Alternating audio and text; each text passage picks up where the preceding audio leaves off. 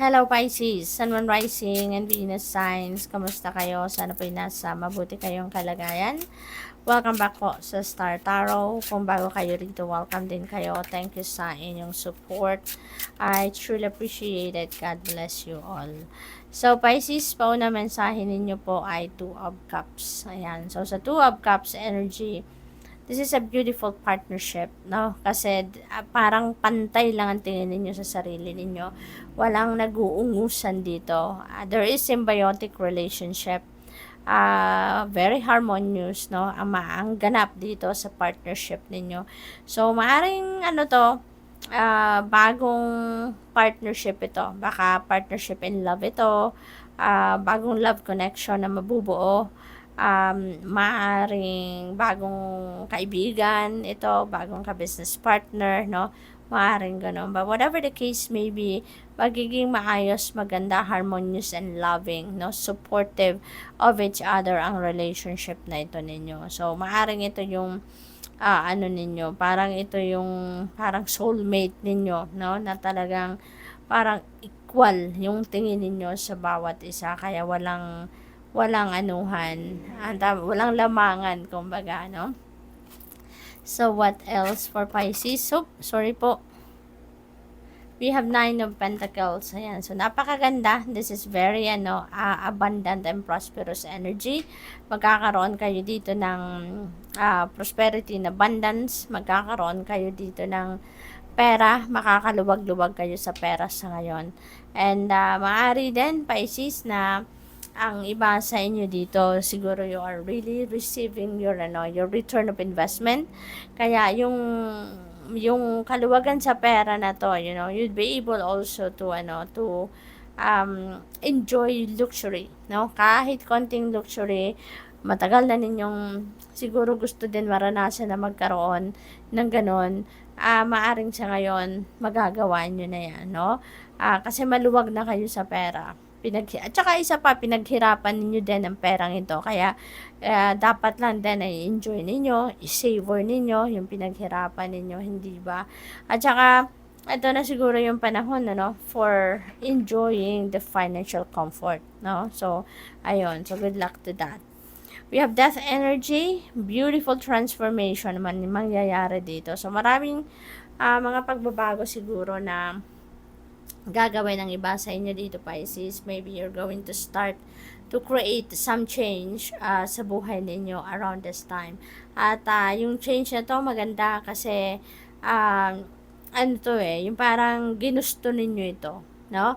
Ginusto ninyo ito. Meron kayong mga bagay, sitwasyon, or even tao dito na aalisin na kayo sa buhay ninyo because alam ninyo na hindi naman ito nakakatulong, no, sa buhay ninyo. Hindi naman ito nakakatulong sa inyong sitwasyon. Kaya maaring ito na yung panahon na tatanggalin mo na yan sila sa buhay ninyo kasi it might siguro pakiramdam ninyo clutter na lang sila sa buhay nyo.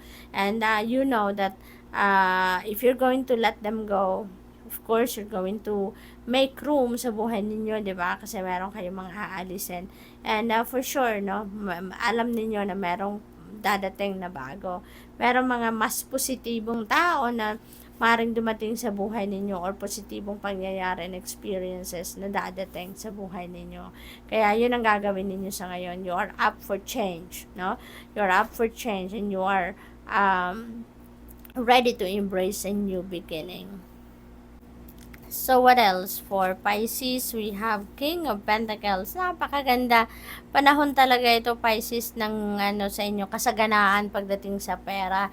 So, this is another, financial abundance, no, and prosperity. So, napakaganda din talaga ngayon ng energies ninyo pagdating sa pera. Maganda, maluwag, may comfort, at saka hindi lang yan, no? Nandun na kayo sa parang established na, no? Parang nakapag-establish na kayo dito ng inyong finances, no? Baka meron na kayong sariling financial empire na-establish ninyo.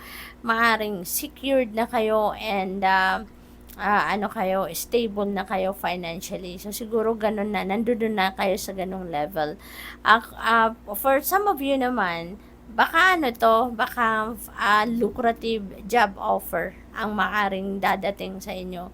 Baka meron din ditong mga big time din na siguro career opportunity or business opportunity na maaring dumating din sa inyo.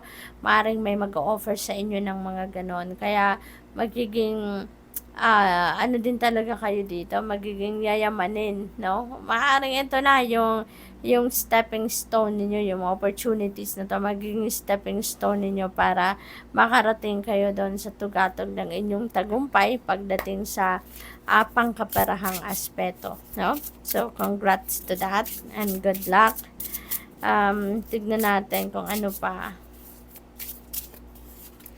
We have courage. Ayan. So, siguro may sitwasyon din kayo sa ngayon na kailangan ninyong i-activate ninyo ang inyong courage, no? Magpakatatag kayo, tibayan ninyo ang loob. Okay? Maaring yan ay related dito sa transformation na gagawin ninyo sa buhay ninyo. Kasi, it's easy said than done, ano, na mag-let go, mag-release kayo ng tao or bagay, sitwasyon sa buhay ninyo. Pero, in fact, mahirap talaga, may kahirapan.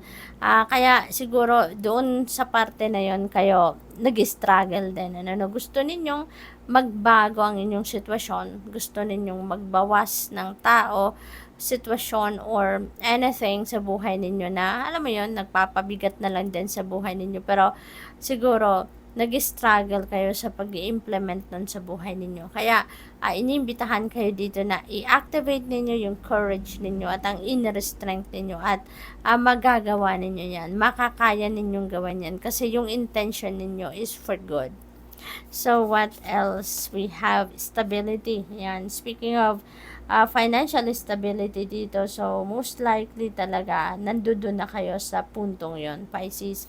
Maaaring financially stable na kayo talaga, or baka ang iba sa inyo, ang lapit nyo na doon sa sitwasyon na yon. So, siguro you are still working on it, on your stability. Hindi lang pagdating sa pera, kundi pati na rin siguro sa pagpapamilya and relationships. Maaring yun din ang focus ninyo. New beginnings, napakaganda. Speaking of death energy, that is ending and beginning energy. Tapos meron tayong another new beginning energy. So, definitely merong maraming bagong magaganap sa buhay ninyo dito. At excited kayo, tignan ninyo yung fairy, masayang masaya, nakangiti. Ano siya, parang full of excitement siya sa mga new beginnings na to na pupuntahan niya. Kaya, maaring ganon ang attitude ninyo sa ngayon, ano? Pisces, maaring ganon ang nararamdaman ninyo na you're very excited and very happy at the same time sa sitwasyon, no, that you are going to create sa buhay ninyo sa ngayon. We have exceeding expectations. Maaring sobrang galing ninyong gagawin dito sa mga pagbabagong ito sa buhay ninyo. Maybe you are going to exceed your own expectation, or maaari din na related ito sa trabaho, no, or sa career ninyo. So, siguro meron din kayong mga sinad na expectations para sa sarili ninyo for kung ano man ang assignment or task na binigay ninyo sa na binigay sa inyo sa trabaho, and maybe you're going to exceed your expectations, and at the same time baka pati na rin yung expectations ng ibang tao, mga katrabaho ninyo na binigay sa inyo, baka malagpasan nyo din yon. Kaya parang you're victorious, no, sa itsura ng card na to. Parang you are going to be victorious dahil nga napagtagumpayan ninyo at nag-exceed pa kayo, diba, sa expectations ninyo. Flying free, yan, napakaganda. Wala nang restrictions ang iba sa inyo dito. Wala nang kumukontra siguro sa inyo, wala nang nag-hold back sa inyo dito, kaya you are flying free. You can make your own decision now for yourself, at nakakapag-discarte na siguro kayo ngayon on your own, no? So this is really a beautiful energy. We have launching your journey. Ayan, so may travel. Ang iba sa inyo dito Pisces, and sa itsura ng card na to, mukhang international travel ito. Maaring pasyal ito, adventure, maaring ganon. So, kung ano man ang sitwasyon, baka din related din ito sa international, overseas job opportunity. Maaring may ganon. Kaya, maaring kayo, magiging traveler kayo, no? Baka related ito na opportunity din ito sa travel industry, maaring ganon. Kaya maaring kayo, pa iba-ibang bansa ang pupuntahan ninyo, or probably talaga na trabaho ito, or siguro pasyal, no?